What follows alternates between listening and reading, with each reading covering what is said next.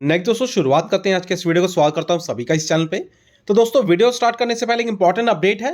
Daily market के updates के लिए चाहते हैं तो फॉलो कर सकते हैं हमारे व्हाट्सएप चैनल को। नीचे डिस्क्रिप्शन बॉक्स में और कमेंट बॉक्स पे आपको लिंक मिल जाएगा, फॉलो करें ताकि आपको डेली मार्केट के बारे में पता चलता रहे। आगे बढ़ते हैं दोस्तों, बात करेंगे सबसे पहले मार्केट निफ्टी के बारे में। आज के दिन का अगर परफॉर्मेंस देखें तो देख सकते हैं बहुत ही माइनर सा चेंज, हालांकि क्लोजिंग कह सकते हैं एक फ्लैट देखने को मिलेगी और लेवल जो है लगभग 22,545 के करीब हमें देखने को मिल रहा है। रही बात, थोड़ी बहुत रिकवरी भी नजर आई थी, लेकिन समहाउ कह सकते हैं प्रेशर के कारण बाजार की मूवमेंट एक नेगेटिव फॉर्म के साथ। आज की अगर बात करें तो देख सकते हैं निफ्टी में जिस तरीके का मूवमेंट दिखा है, basically mid cap and small cap में जबरदस्त पिटाई हुई है आज के दिन भी, और जबरदस्त प्रॉफिट बुकिंग देखने को मिली है। तो reason same as it is, आप देख सकते हैं सेम चीजें, ग्लोबल मार्केट इशू जो कि नेगेटिव फॉर्म के साथ देखने को मिल रहा है। अभी तक जो भी कंसर्न है यूएस टैरिफ्स को लेके, अभी तक प्रॉपर क्लैरिटी नहीं है कंट्री वाइज या प्रोडक्ट वाइज। साथ साथ जीडीपी का डेटा भी आने वाला है, जो कि अगर हम देखें ऑनगोइंग ट्रेड टेंशन भी आपको देखने को मिलेगी मार्केट में एक तरीके से। एंड जो यूएस की तरफ से जो जीडीपी डेटा आएगा दोस्तों, आज ही के दिन आने वाला है, वो आएगा दोस्तों कह सकते हैं देर रात को। तो जब भी डेटा आएगा इन बिटवीन, अगर नेक्स्ट वीडियो तक आ जाता है तो अभी आपके सामने रखेंगे हम, लेकिन फिलहाल कह सकते हैं इकोनॉमिक डेटा भी इंपॉर्टेंट है। एंड इसके साथ साथ अगर हम बात करें तो इंडिया का भी जीडीपी डेटा कल के दिन आने वाला है, तो वो भी हम मार्केट में जरूर ऑब्जर्व करेंगे कि पैटर्न किस तरीके से फॉर्म होता है। तो ये सारी चीजें हैं, और वो है expectation wise versus actual data, और ये क्या चीजें होंगी, ये प्रॉपर क्लैरिटी होना हम सभी के लिए जरूरी है ताकि आगे की प्लानिंग भी हम कर पाए। नेक्स्ट जो पॉइंट है जो बेसिकली बहुत इंपॉर्टेंट है, कंसर्न पॉइंट आप ऐसा कह सकते हैं। एंड वो कंसर्न पॉइंट आज पूरे बाजार में हमें हर किसी के जुबान पे देखने को मिला, और वो बेसिकली कह सकते हैं वायर एंड केबल सेक्टर से। तो दोस्तों देख सकते हैं वो कंसर्न पॉइंट क्या है, बेसिकली कुछ ऐसी कंपनियां जहां पे आज के दिन आपको बहुत भारी गिरावट देखने को मिली। अगर हम बात करें पॉलीकैब की बात कर लें, हेवल्स की बात कर लें, उसके बाद देख सकते हैं आरआर केबल्स की बात कर लें, किया इंडस्ट्रीज की बात कर लें, इन जिनमें जितनी भी पोजीशंस है आपको आज के दिन हर एक जगह 20%, 15%, 10% इस तरीके की गिरावट देखने को मिली। एंड रीजन क्या है दोस्तों, रीजन है एंट्री। देख सकते हैं दोस्तों बीते कल के दिन की ही न्यूज है कि अल्ट्राटेक जो कंपनी है, जो ये कंपनी है वायर एंड केबल सेक्टर में अपनी एंट्री लेने वाली है, और इसी के चलते आज के दिन लगातार गिरावट, मार्केट की शुरू होते ही लगातार प्रॉफिट बुकिंग का दौर। अब रही बात, ये सारा जो साइकिल है हम कह सकते हैं एक न्यूज़ की वजह से काफ़ी ज़्यादा हैमर होता हुआ नजर आया। बेसिकली ये जो पूरा सिनेरियो कैलकुलेट होता है, देख सकते हैं अल्ट्राटेक सीमेंट की अगर बात करें, मतलब इस अल्ट्राटेक ग्रुप की अगर बात करें, तो इनकी अनाउंसमेंट जो कि ये अपनी एंट्री लेने वाले हैं वायर सेक्टर में, एंड यहाँ पे बिजनेस इनकी तरफ से होगा, और वो होगा स्पेंडिंग उसकी लगभग 1800 करोड़ के करीब। और ये सारा चीज़ें दोस्तों हमें आने वाले 2 साल के अंदर भी ये देखने को मिलेगा। बेसिकली एक बहुत बड़ा प्लांट लगने वाला है, और ये प्लांट भी दोस्तों कह सकते हैं गुजरात स्टेट में लगने वाला है, और इसकी सारी चीज़ें हम आने वाले दिसंबर 2023 तक देखने को हमें मिलेगी। तो ये एक बहुत बड़ा इम्पैक्ट है। हालांकि यहाँ पे मार्केट कैपिटल जो कि ये कंपनियां कैप्चर करके रख रही हैं, कह सकते हैं अब वो डिवाइड हो जाएगा। डिवाइड इन द सेंस उसकी भी एंट्री अगर होगी तो ऑप्शंस और ज़्यादा हो जाएंगे कस्टमर्स के पास, कि अगर वो पॉलीकैब की वायर्स ले, या किया इंडस्ट्रीज के ले, डायनेमिक केबल के ले, या फिर अगर बात करें आरआर केबल की बात कर ले, या फिर अल्ट्राटेक की बात कर ले, तो इन कस्टमर्स के पास चॉइस ज़्यादा हो जाएगी। अब चॉइस ज़्यादा हो जाएगी तो वहाँ पे बिजनेस भी डिवाइड हो जाएगा, और अगर बिजनेस डिवाइड हो जाएगा तो कहीं ना कहीं उनके प्रॉफिट्स एंड मार्जिन्स में भी इसका असर पड़ेगा।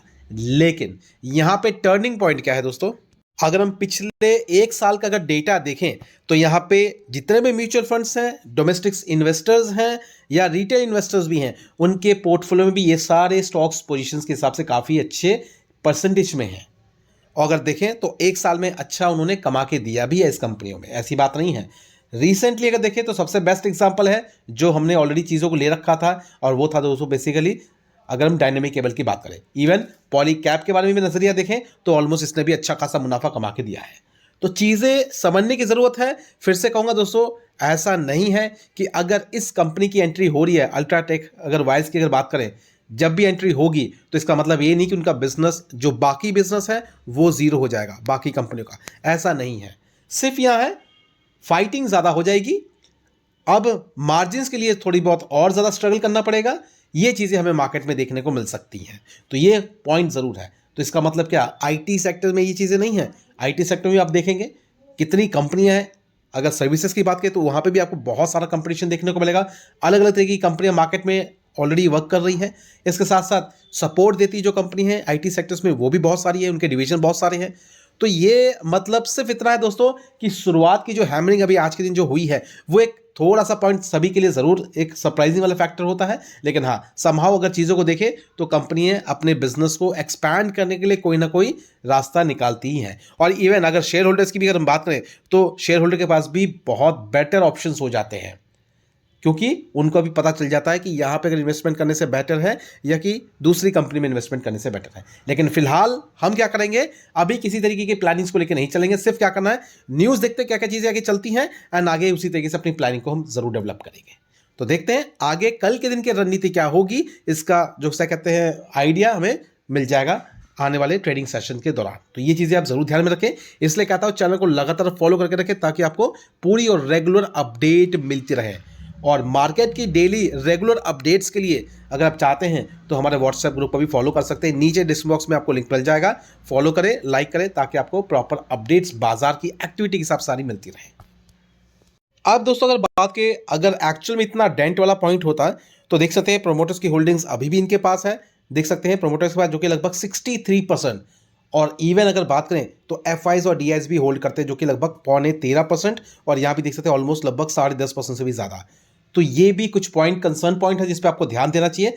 जस्ट बिकॉज ऑफ दोस्तों अगर हम नुकसान की बात करते हैं तो दोस्तों इनको सबसे ज़्यादा नुकसान होगा अगर स्टॉक का प्राइस अगर 10 रुपये भी अगर नीचे जाता है तो, क्योंकि ये जो हम बात कर रहे हैं परसेंटेज, अगर इस परसेंट को कैलकुलेट करेंगे रियल क्वांटिटीज़ में, नंबर ऑफ शेयर्स में, तो ये कहीं गुना ज़्यादा नंबर ऑफ क्वांटिटीज़ होते हैं।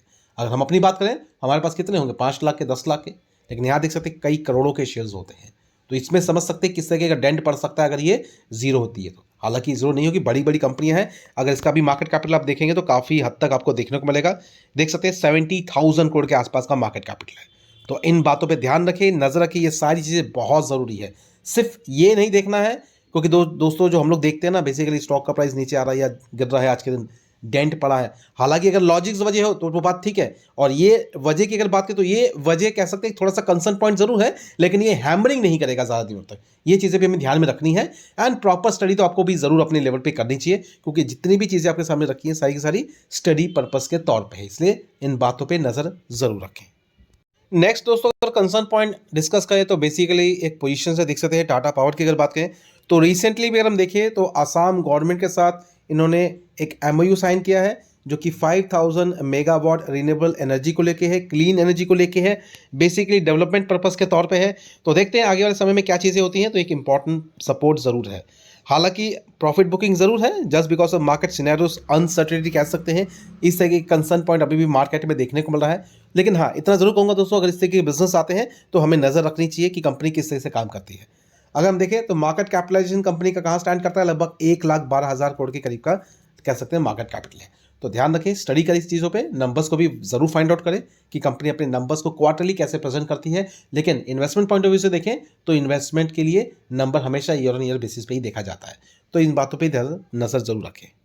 नेक्स्ट दोस्तों अगर बात करें डिस्कस करें तो बहुत important news basically ship builder stock को लेके है।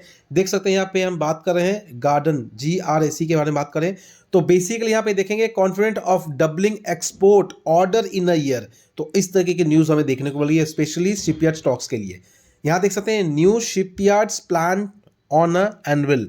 तो ये चीज़ें हमें देखने को मिली है। और यहाँ अगर चीज़ों को देखें जो कि रिसेंटली इनके पाइपलाइन में जो ऑर्डर है देख सकते हैं GRC has spread over 40 naval platforms and 95% of them are from the shipbuilding segment। तो इस तरह की कैटेगरी में भी कंपनी काम कर रही है। Where the shipyard company has increased its annual capacity to 24 ship this year। तो इस तरह के टारगेट्स लेके भी कंपनी चल रही है। हालांकि बिजनेस है इनके पास, और ऐसा नहीं है कि दोस्तों इनके पास बिजनेस ही है या फिर नंबर्स इनके खराब है तो कंपनी बेकार हो गई है। अगर आप इसके प्रॉपर डिटेलिंग करेंगे तो आपको ये सारी बातें समझ में आ जाएंगी। आप देख सकते हैं अगर हम यहाँ पे रिसेंटली पोस्ट को भी अगर देखें तो देख सकते हैं garden reach shipbuilder is confident of more than doubling the export component. अब ये डबल कर रही है अपने एक्सपोर्ट्स को। ऑर्डर बुक के हिसाब से देखिए तो लगभग 10% इन नेक्स्ट कमिंग 1 ईयर। तो इस तरह के टारगेट देखने को मिल रहा है। एंड अगर हम देखें तो देख सकते हैं order book is coming from export, total export order लगभग 23,877 करोड़, जिसमें से just about 970 crore is coming from export. तो ये टोटल है जिसमें से लगभग 970 करोड़ का ही ऑर्डर इसको एक्सपोर्ट्स के द्वारा देखने को मिल रहा है। तो ये सारे पॉइंट्स इस पे ध्यान आप जरूर रखें, प्रॉपर चाहे तो स्टडी कर सकते हैं और देख सकते हैं जीआरसी कंपनी जो है बेसिकली देख सकते हैं European nation has started to look at India as destination of commercial shipyards. तो कंपनी को यूरोपियन नेशन से भी ऑर्डर्स मिल रहे हैं, बिजनेस मिल रहा है, चाहे हम जीआरसी की बात करें या फिर अगर हम कोचिन की भी बात करें तो दोस्तों उनका भी अच्छा खासा आउटलुक स्टैंड करता है मार्केट में, इंटरनेशनल तौर पे भी इनफैक्ट इतना कहूँगा। तो ध्यान रखें ये चीज़ें असर करती है, समय में लगेगा इसमें थोड़ा, लेकिन हाँ जिनके पास भी पोजीशन है ज़रूर इस बात पे ध्यान रखें और चाहे तो पूरा प्रॉपर स्टडी जरूर करें। गिरावटें जो होती हैं वो जस्ट नॉर्मल मार्केट सिनेरियो की वजह से हो रही हैं, लेकिन अगर एक्चुअल डेटा के हिसाब से अगर देखेंगे तो मुझे लगता है किसी मामले में ये चीज़ें नेगेटिव नहीं देखनी चाहिए। तो ये चीज़ें ध्यान में रखें। तो चलिए दोस्तों फिलहाल अभी इस वीडियो को भी वाइंड अप करते हैं, लेकिन जाने से पहले इतना रिक्वेस्ट जरूर कहूँगा चैनल को जरूर सब्सक्राइब करें एंड डेली रेगुलर मार्केट के अपडेट्स के लिए चाहे तो हमें फॉलो कर सकते हैं, व्हाट्सएप ग्रुप पे जरूर फॉलो करें, नीचे डिस्क्रिप्शन में उसको आपको लिंक मिल जाएगा। फिलहाल वीडियो को वाइंड अप करते हैं, मिलते हैं next video. Thank you watching and bye bye.